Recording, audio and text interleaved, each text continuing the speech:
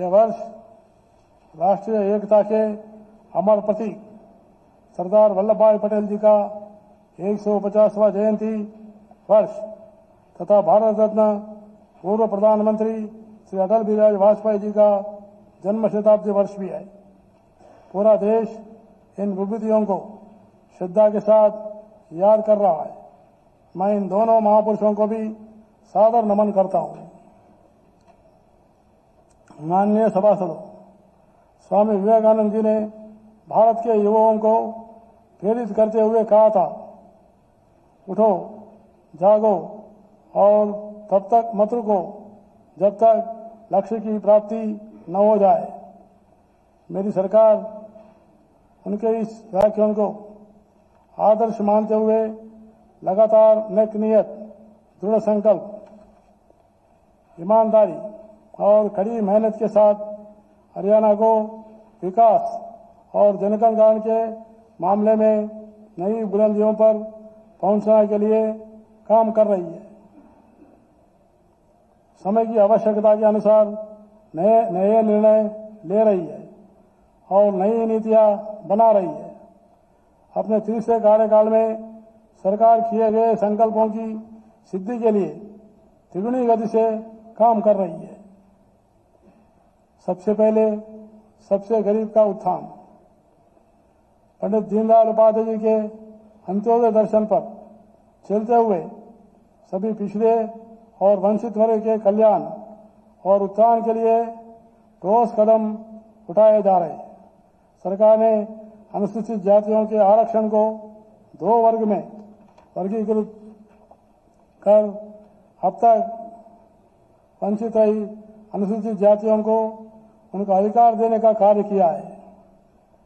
पिछड़ा वर्ग बी को पंचायत राज संस्थाओं में सरपंच पद के लिए 5% और पंच पद के लिए उनकी जनसंख्या के 50% के अनुपात में आरक्षण दिया गया है।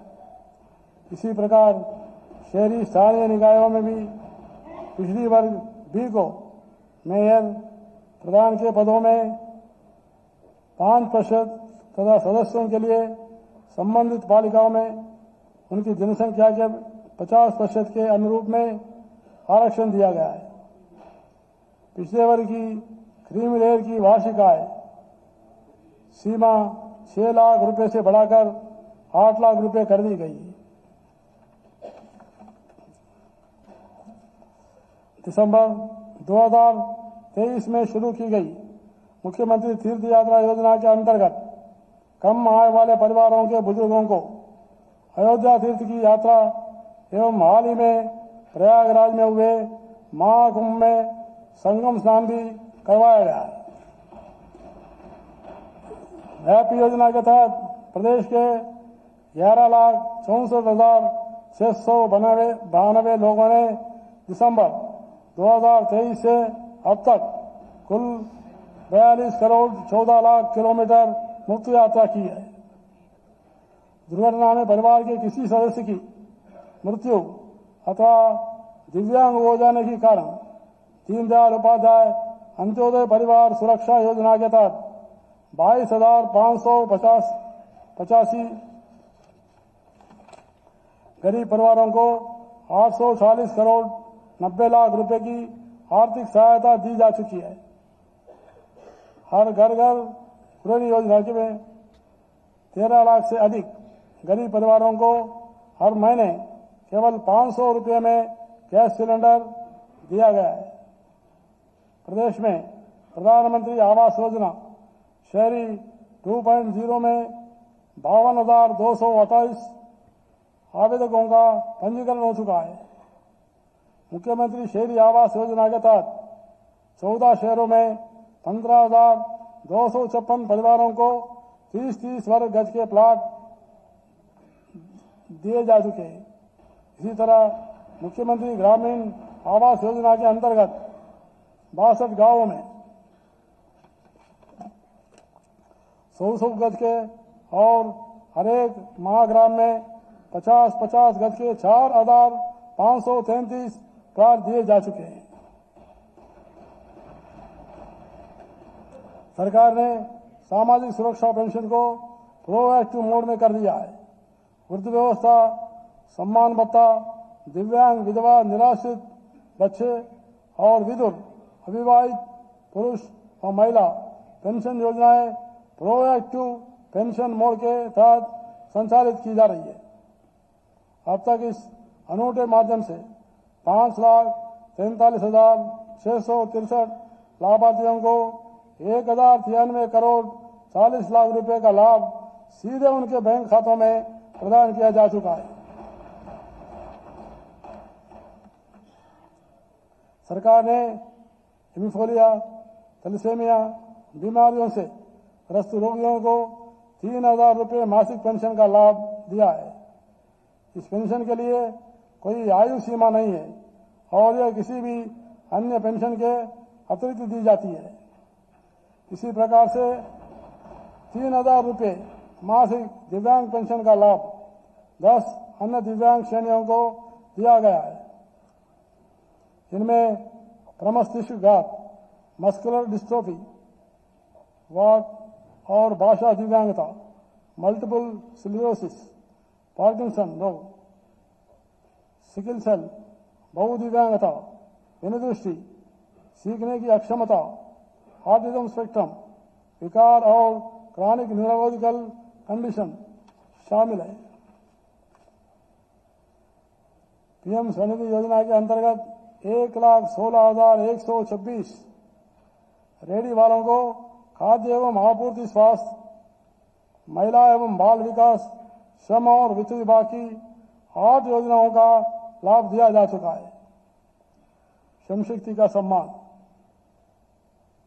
हरियाणा को विकास की दृष्टि से देखे देश के अग्रणी राज्यों में लाने में हमारा मेहनतकश श्रमिकों का बहुत बड़ा योगदान है।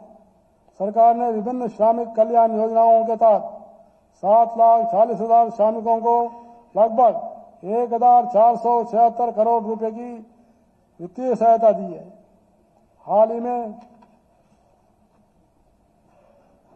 एनसीआर क्षेत्र में ग्राफ 4 लगने कारण 6,54,000 पंजीकृत श्रमिकों को 265 करोड़ रुपए की वित्तीय सहायता दी गई। श्रमिकों की बेटियों की शादी में वित्तीय सहायता और कन्यादान योजना के तहत अब तक 1,01,000 रुपये प्रदान किए जाते हैं। विवाह से 3 दिन पहले उन्हें 75,000 रुपये की राशि देने की नई पहल भी की गई है। शेष 26,000 रुपये की राशि विवाह प्रमाण पत्र जमा करने के बाद दी जाती है। कृषि एवं किसान कल्याण माननीय सभासदों, सरकार की नीतियां किसान कल्याण पर केंद्रित है। हरियाणा देश का एकमात्र राज्य है जहां न्यूनतम समर्थन मूल्य पर सभी 24 फसलों की खरीदी की जाती है। सरकार ने अंग्रेजों के जमाने से चले आ रहे अभियान को भी खत्म कर दिया है। किसानों को सीधा लाभ पहुंचाने के लिए ई खरीद पोर्टल के माध्यम से पिछले 9 सीजन में 12 लाख किसानों के खातों में फसलों की एमएसपी पर खरीद के 1,25,000 करोड़ रुपए डाले गए। गत वर्ष मानसून देरी से आने के कारण किसानों को खरीफ फसलों की बिजाई के लिए अतिरिक्त संसाधन जुटने पड़े। उन्हें राहत के लिए हर किसान को 2,000 रुपये प्रति एकड़ की दर से 1,345 करोड़ रुपए का बोनस दिया गया है।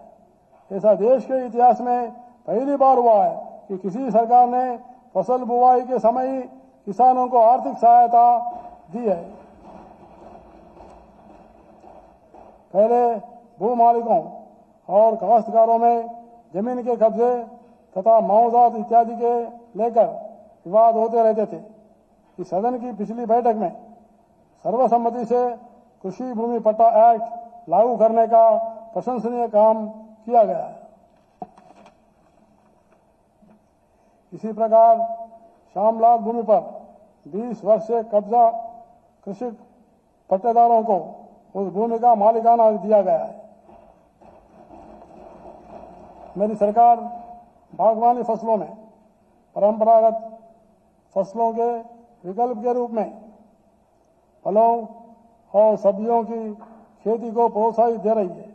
इसी क्रम में भविष्य की जरूरतों के अनुसार शिक्षा अनुसंधान के लिए गांव उछानी जिला करनाल में महाराणा प्रताप बागवानी विश्वविद्यालय के मुख्य परिसर की आधारशिला माननीय प्रधानमंत्री श्री नरेंद्र मोदी जी द्वारा 9 दिसंबर 2024 को रखी गई।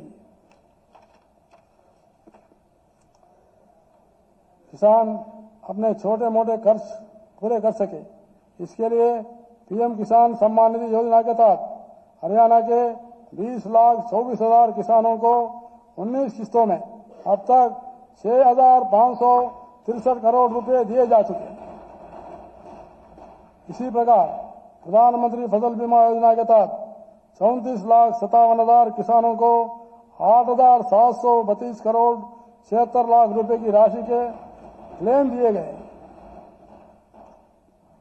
साथ ही पिछले 10 वर्ष में किसानों को 4,872 करोड़ रुपए की राशि सरकारी खजाने से क्षतिपूर्ति के रूप में दी गई है। सरकार जैविक खेती को बढ़ावा दे रही है। इसके लिए प्राकृतिक खेती पोर्टल पर लगभग 24,000 किसानों ने पंजीकरण किया है। इनमें से 9,910 किसान 15,170 एकड़ भूमि पर प्राकृतिक खेती कर रहे हैं। बागवानी किसानों को बाजार के उतार चढ़ाव से सुरक्षा देने के लिए भावांतर भरपाई योजना चलाई जा रही है। मुख्यमंत्री बागवानी बीमा योजना में कुल 46 बागवानी फसलों शामिल है। सब्जियों व मसाला फसलों के लिए 30,000 रुपये तक, फलों के लिए 40,000 रुपये प्रति एकड़ तक मुआवजा दिया जा रहा है।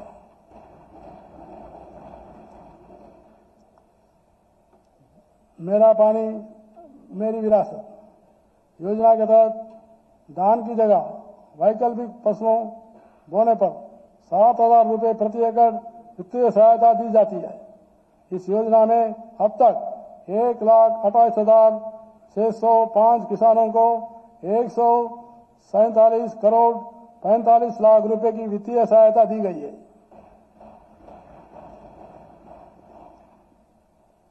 सहकारिता मुख्यमंत्री दुग्ध उत्पादक प्रोत्साहन योजना के अंतर्गत वर्ष 2024-25 के दौरान सहकारी दुग्ध समितियों के दुग्ध उत्पादकों को गाय और भैंस दोनों की दूध के लिए मौजूदा दर के अतिरिक्त 1 अप्रैल 2024 से 30 दिसंबर 2024 के दौरान 5 रुपये प्रति लीटर की दर से सब्सिडी की राशि सीधे बैंक खाते में डाली गई है।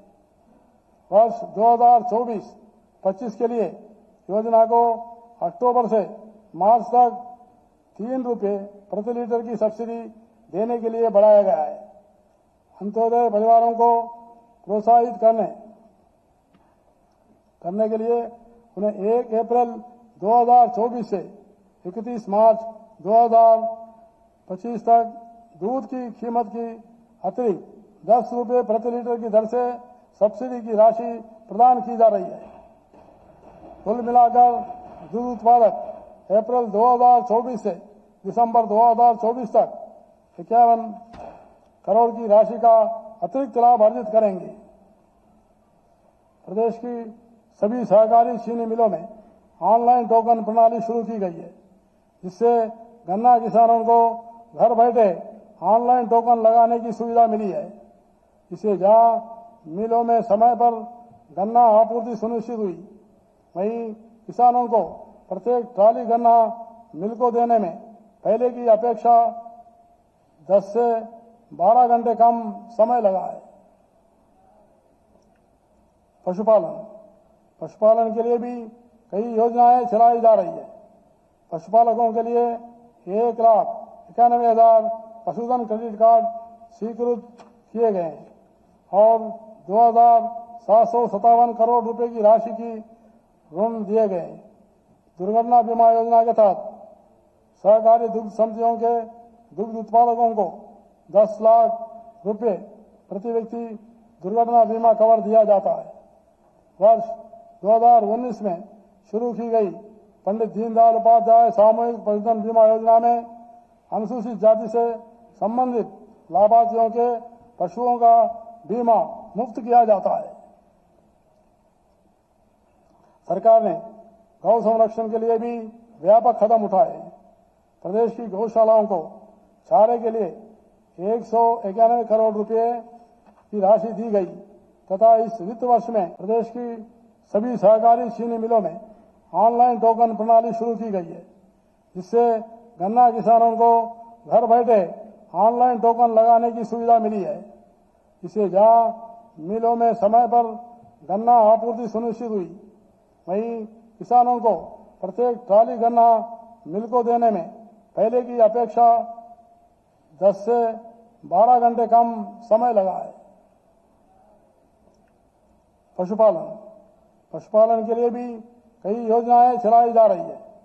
पशुपालकों के लिए 1,91,000 पशुधन क्रेडिट कार्ड स्वीकृत किए गए और 2,757 करोड़ रुपए की राशि की ऋण दिए गए। दुर्घटना बीमा योजना के तहत सहकारी दुग्ध समितियों के दुग्ध उत्पादकों को 10 लाख रुपए प्रति व्यक्ति दुर्घटना बीमा कवर दिया जाता है। वर्ष 2019 में शुरू की गई पंडित दीनदयाल उपाध्याय सामूहिक पशुधन बीमा योजना में अनुसूचित जाति से संबंधित लाभार्थियों के पशुओं का बीमा मुफ्त किया जाता है। सरकार ने गौ संरक्षण के लिए भी व्यापक कदम उठाए। प्रदेश की गौशालाओं को चारे के लिए 191 करोड़ रुपए की राशि दी गई तथा इस वित्त वर्ष में 51 शेड्स बनाने की मंजूरी दी गई है। सिंचाई एवं जल प्रबंधन राज्य सरकार यमुना तथा उनकी सहायक नदियों गिरी और टोंस से राज्य को पानी की आपूर्ति सुनिश्चित करने के लिए यमुना नदी के ऊपरी हिस्से पर रेणुका, किशाऊ और लकवाड़ बयासी बांधों के निर्माण के लिए तत्परता से कार्य कर रही है। इन बांधों के पूरा होने पर हरियाणा को कुल भंडारित पानी का 47.81% पानी मिलेगी। आदिबद्री बांध के निर्माण हेतु हिमाचल प्रदेश सरकार के साथ समझौता ज्ञापन किया गया। यह बांध हिमाचल सरकार द्वारा बनाया जा रहा है, जिसके जून 2037 तक पूरे होने की संभावना है। सरकार रावी ब्यास नदियों के पानी का हमारा वायद हिस्सा प्राप्त करने और सतलुज यमुना लिंक नहर को पूरा करवाने के लिए प्रतिबद्ध है। इस मामले में निरंतर ठोस पैरवी की जा रही है। तालाबों के जीर्णोद्धार एवं कायाकल्प के साथ साथ गंदे पानी के उपचार एवं प्रबंधन के उद्देश्य से हरियाणा तालाब एवं अपशिष्ट जल प्रबंधन प्राधिकरण का गठन किया गया है। अमृत सरोवर मिशन के तहत 2,215 तालाबों के जीर्णोद्धार का कार्य पूरा हो चुका है। महिला एवं बाल विकास माननीय सदस्यगण, महिलाओं को स्वावलंबी बनाकर उनका सशक्तिकरण करना सरकार की प्रमुख प्राथमिकता है। प्रदेश में 5 लाख महिलाओं को लखपति दीदी बनाने में लक्ष्य की ओर बढ़ते हुए अब तक 2 लाख महिलाओं को लखपति दीदी बनाया जा चुका है। नमो ड्रोन दीदी के दृष्टिकोण को आगे बढ़ाने के लिए प्रदेश में 5,000 महिलाओं को ड्रोन पायलट प्रशिक्षण प्रदान करने का लक्ष्य रखा गया है। अब तक 100 महिलाओं को ड्रोन उड़ाने का प्रशिक्षण दिया जा चुका है। इस उद्देश्य के प्रति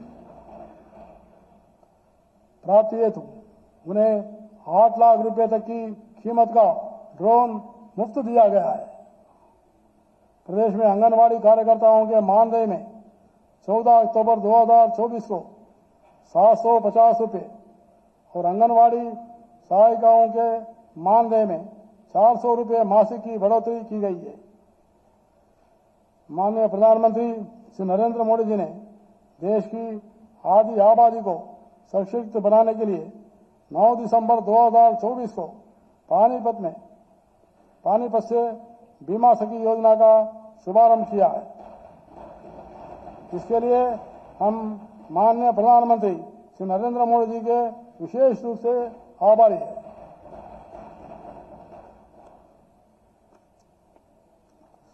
प्रदेश में माननीय प्रधानमंत्री जी के प्रेरणा से महिला उत्थान के लिए कई योजनाएं शुरू की गई है।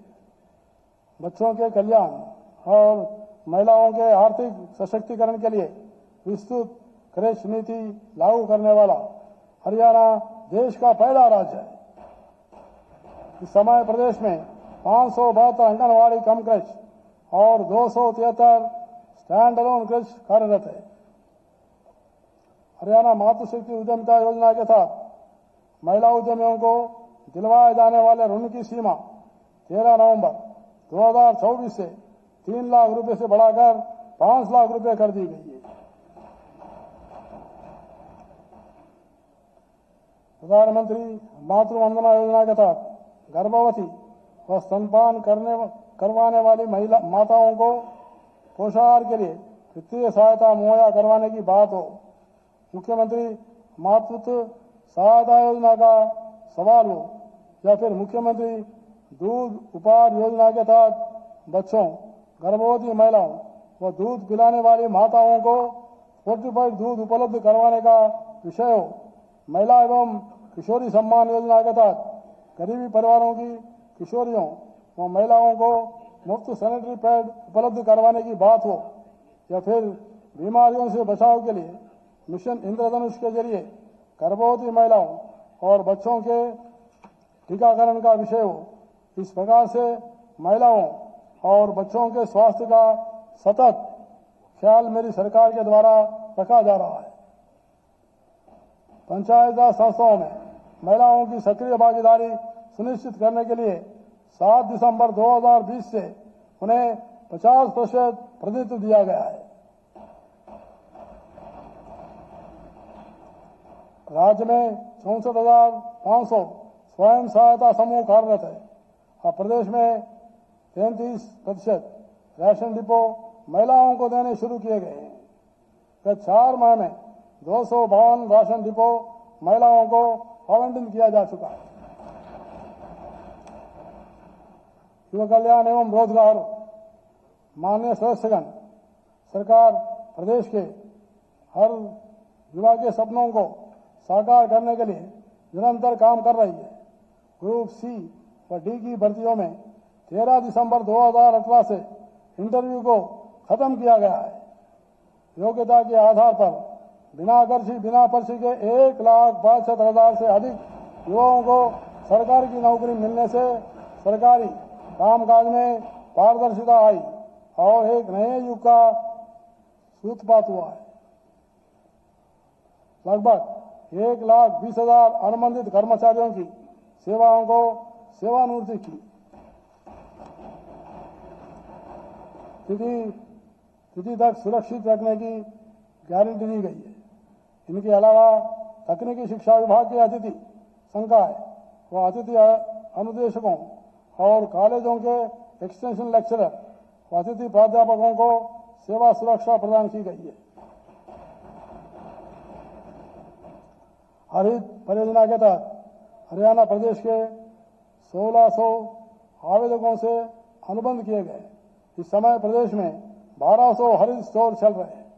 इससे प्रदेश में युवाओं के लिए स्वरोजगार के अवसर पहले से बढ़े। खेल माननीय सभासद, हमारे युवाओं ने खेलों में प्रदेश और देश का नाम दुनिया भर में चमकाया है। हमें गर्व है कि हमारे ऐसे 11 प्रतिभाशाली खिलाड़ियों को माननीय राष्ट्रपति श्रीमती द्रौपदी मुर्मू जी द्वारा 17 जनवरी 2025 को सम्मानित किया गया है। इनमें से एक खिलाड़ी मेजर ध्यानचंद खेल रत्न अवार्ड, 10 खिलाड़ियों को अर्जुन अवार्ड तथा एक कोच को द्रोणाचार्य अवार्ड से सम्मानित किया गया है। पेरिस पैरा ओलंपिक में स्वर्ण पदक और टोक्यो पैरा ओलंपिक में कांस्य पदक जीतने वाले हरियाणा के तीरंदाज हरविंदर सिंह को पद्मश्री से नवाजा गया है। पेरिस ओलंपिक 2024 में देश द्वारा जीते गए 6 पदकों में से 5 पदक हरियाणा के खिलाड़ियों ने जीते। इस प्रकार पेरिस पैरा ओलंपिक 2024 में 29 पदकों में से 8 पदक हरियाणा के खिलाड़ियों ने जीते। मैं खिलाड़ियों, उनके माता पिता व प्रशिक्षकों को हार्दिक बधाई देता हूं। हम सभी के लिए यह गर्व की बात है कि हरियाणा सरकार पदक जीतने वाले खिलाड़ियों को देश में सर्वाधिक नगद पुरस्कार देती है। अब तक खिलाड़ियों को 593 करोड़ रुपए की नगद पुरस्कार दी जा चुका है। खेलों को बढ़ावा देने के लिए प्रदेश में 1500 खेल नर्सरियां चलाई जा रही है। इसका लाभ 37,500 खिलाड़ी उठा रहे हैं। ग्रामीण युवाओं को भी जिम्नाशियम की सुविधा मिले, इसके लिए 19 जिलों में 50 करोड़ रुपए की लागत से अत्याधुनिक सुविधाओं वाले 250 इंडोर जिम खोले गए। शिक्षा एवं कौशल विकास माननीय सदस्यगण, नई राष्ट्रीय शिक्षा नीति 2020 के अंतर्गत राज्य में गुणवत्ता, रोजगार और अनुसंधान आधारित शिक्षा पर विशेष ध्यान दिया जा रहा है। सभी विश्वविद्यालयों और उनके संबंधित कॉलेजों ने शैक्षणिक सत्र में 2024-25 से नई राष्ट्रीय शिक्षा नीति को लागू कर दिया है। सभी सरकारी और सरकारी सहायता प्राप्त कॉलेजों में स्नातक स्तर पर छात्रों की ट्यूशन फीस माफ की जा रही है। स्नातकोत्तर स्तर पर पढ़ने वाले उन सभी छात्रों को भी ट्यूशन फीस माफ की जा रही है जिनके परिवार की वार्षिक आय 1,80,000 रुपए से कम है। मेधावी छात्रों को वित्तीय सहायता प्रदान करने के लिए पीएम विद्यालक्ष्मी योजना लागू की जा रही है। इसके तहत उच्च कोटि के उच्च शिक्षण संस्थानों में प्रवेश लेने वाले छात्रों को ट्यूशन फी की पूरी राशि और पाठ्यक्रम के संबंधित अन्य खर्चों के लिए बैंकों से बिना गिरवी और गारंटी के ऋण दिलवाया जाता है। पीएमसी विद्यालय योजना के तहत राज्य में कुल 250 पीएमसी विद्यालय खोले गए। चालू वित्त वर्ष से अनुसूचित जाति के विद्यार्थियों को कक्षा 12वीं में 90% या इससे अधिक अंक प्राप्त करने पर 1,11,000 रुपए प्रति विद्यार्थी नगद प्रोत्साहन राशि देनी शुरू की गई है। अब तक 704 विद्यार्थियों को 7 करोड़ 81 लाख रुपए की नगद प्रोत्साहन राशि प्रदान की जा चुकी है। वर्ष 2018 से शुरू की गई सुपर 100 कार्यक्रम के अंतर्गत सरकारी स्कूलों के मेधावी विद्यार्थियों को आईआईटी, जेईई, नीट इत्यादि परीक्षाओं के लिए विशेष कोचिंग उपलब्ध करवाई जा रही है। इस कार्यक्रम के तहत अब तक 190 विद्यार्थियों ने आईआईटी एडवांस तथा 333 विद्यार्थियों ने नीट क्वालिफाई किया है। स्वास्थ्य और आयुष माननीय सदस्यगण, सरकार हर व्यक्ति को स्वास्थ्य सेवा उपलब्ध करवाने के लिए प्रतिबद्ध है। प्रदेश के सभी नागरिकों जिनकी पारिवारिक वार्षिक आय 1,80,000 रुपए तक हो को चिरायु आयुष्मान भारत योजना के तहत 5 लाख रुपए वार्षिक तक की मुफ्त इलाज की सुविधा 21 नवंबर 2022 से प्रदान की जा रही है।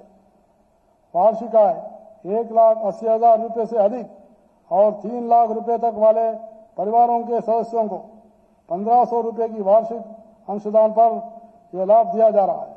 इस योजना में 18,80,000 दावों के लिए 2,494 करोड़ रुपए की राशि दी जा चुकी है।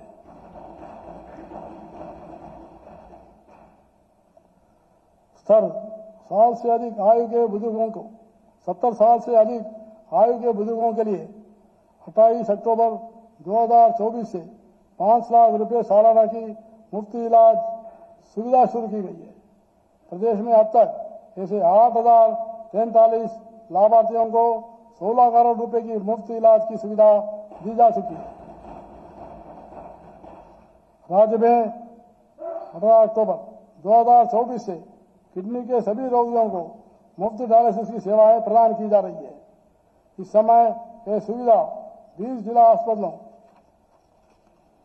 तथा करनाल, नूंह, रोहतक तथा अग्रवाल के मेडिकल कॉलेजों में उपलब्ध है।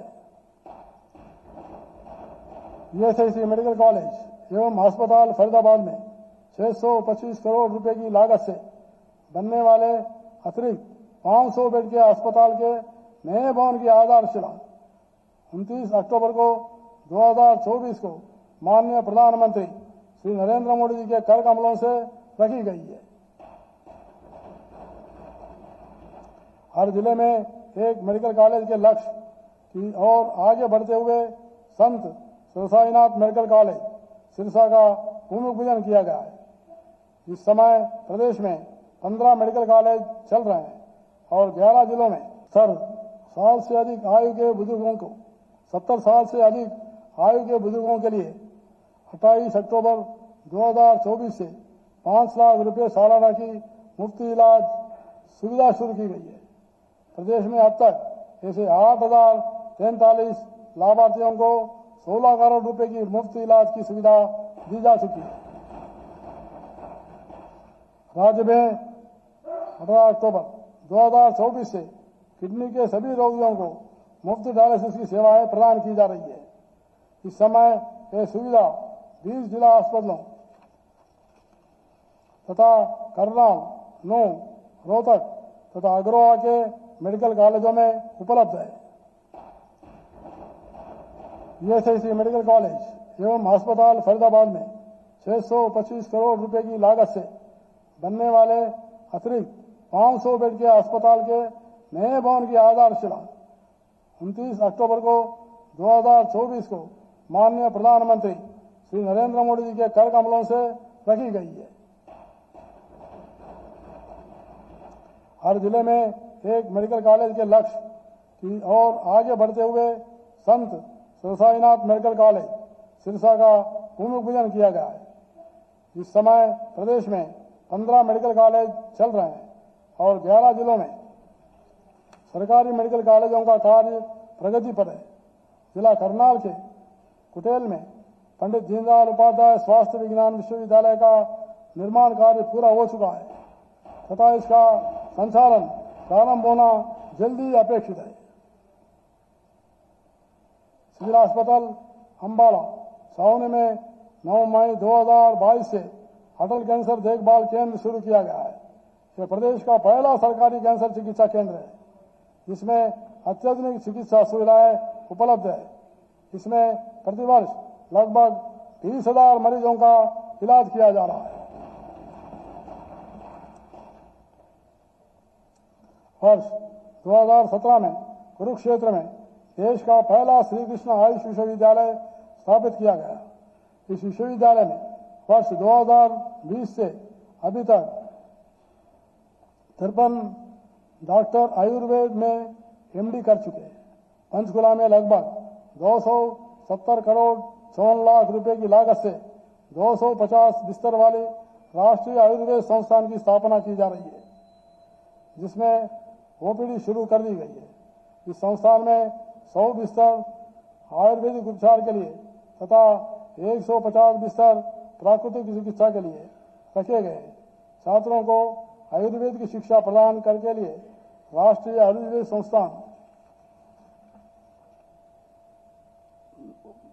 संस्थान में बीएएमएस की कक्षा भी शुरू की गई है। इस संस्थान का निर्माण कार्य लगभग पूरा होने वाला है। गांव पटिकरा जिला नारनौल में बाबा केतनाथ सरकारी आयुर्वेदिक कॉलेज में शैक्षणिक सत्र 2024-25 के लिए 30 बीएएमएस सीटों के तीसरे बैच के लिए दाखिल दिए गए हैं। माननीय सदस्यगण, इसके अतिरिक्त पैरा नंबर 58 से 99 तक को पढ़ा माना जाए। आप सबको यह ध्यान रखना है कि विकसित हरियाणा, विकसित भारत के संकल्प की सिद्धि में कोई अवरोध पैदा न हो। इसलिए मुझे भरोसा है कि आप इस माननीय सदन के समय के फल फल का सदुपयोग करते हुए जनहित को प्राथमिकता देंगे।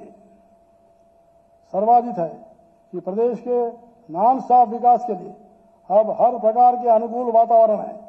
आने वाले समय में हरियाणा की यह विधानसभा कैसे निर्णय लेती है, क्या नीतियां बनाती है, इस पर पूरे प्रदेश की निगाहें रहेंगी। इस अनुकूल समय का अधिक से अधिक लाभ हमारे प्रदेश और इसकी जनता को मिले, यह दायित्व हर माननीय सदस्य का भी है। आप सभी सम्मानित सदस्यों को मेरा सुझाव है, आप अंत्योदय के प्रणेता पंडित दीनदयाल उपाध्याय जी के इस मूल मंत्र को हमेशा याद रखें कि कोई भी समाज तब तक आगे नहीं बढ़ सकता जब तक कि अंतिम व्यक्ति सशक्त और आत्मनिर्भर न बन जाए। हमारा हर फैसले का इस सोच पर निर्भर होना चाहिए कि उसका प्रभाव समाज के सबसे गरीब और कमजोर व्यक्ति पर क्या पड़ेगा। मुझे विश्वास है इस विधानसभा में जन कल्याण के निर्णयों का एक नवीन अध्याय लिखा जाएगा। आइए हम सब मिलकर पूर्ण कर्तव्य निष्ठा के साथ विकसित हरियाणा, विकसित भारत की संकल्प सिद्धि में जुट जाए। जय हिंद।